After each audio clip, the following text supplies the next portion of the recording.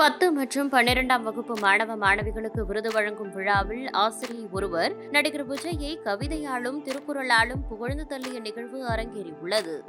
நல்ல ரசிகன் கலைஞனாய் உருவெடுப்பதும் நல்ல கலைஞன் தலைவனாய் அவதரிப்பதும் நல்ல தலைவன் ஒரு அண்ணனாக வழிநடத்தி செல்வதும் இவரால் மட்டுமே சாத்தியம்.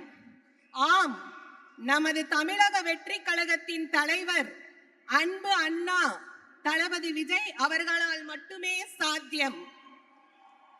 பிறப்புக்கும் எல்லா உயிர்க்கும் எல்லா மக்களும் பிறப்பால் சமமே. ஜாதி, மதம், இனம், மொழி, அந்தஸ்து என அனைத்தையும் கடந்து மனிதம் என்பது ஒன்றுதான்.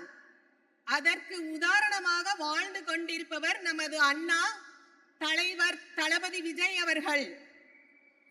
கேடில் விழுச்செல்வம் கல்வி ஒருவர்க்கு மாடல்ல மற்றையவை, கல்வி ஒன்றே அழிவற்ற செல்வமாகும் என்பதை உணர்ந்த நம் அண்ணன் இன்று மாணவர்களை ஊக்குவிக்கும் பொருட்டு தமிழக கல்வி விருது வழங்கும் விழா மூலம் சான்றிதழ், பொன்னாடை அனைத்தையும் மாணவர்களுக்கு அளித்து இந்தியாவின் எதிர்கால தூண்களான மாணவர்கள் மனதிலும் பெற்றோர்கள் மனதிலும் மட்டுமல்லாமல் இன்சொலால் ஈதளிக்க வல்லார்க்கு தன் சொலால் தான் கண்டனித்தி உலகு வாக்கில் இனிமையும் பிறர்க்கு வழங்கி காத்திடும் தன்மையும் கொண்டவர்க்கு இவ்வையகமே வசப்படும்.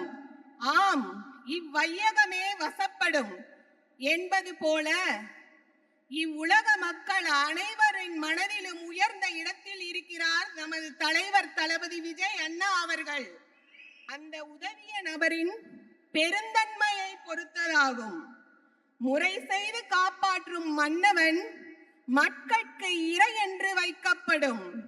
நீதி நெறியுடன் அரசு நடத்தி மக்களை காப்பாற்றும் ஆட்சியாளர் தான் மக்களுக்கு தலைவன் என போற்றப்படுவான் என்ற வள்ளுவர் வாக்கிற்கு இணங்க இனிமையான சொல், பெருந்தன்மையோடு மற்றவர்க்கு உதவி காத்திடும் தன்மை, நீதி நெறியோடு ஆட்சி அமைக்க இருக்கும் பண்பு, இவை அனைத்தும் விஜய் அண்ணா அவர்களுக்கு இங்குள்ள அனைவரின் சார்பிலும் கோடான கோடி நன்றிகளை தெரிவித்துக் கொள்கிறேன்.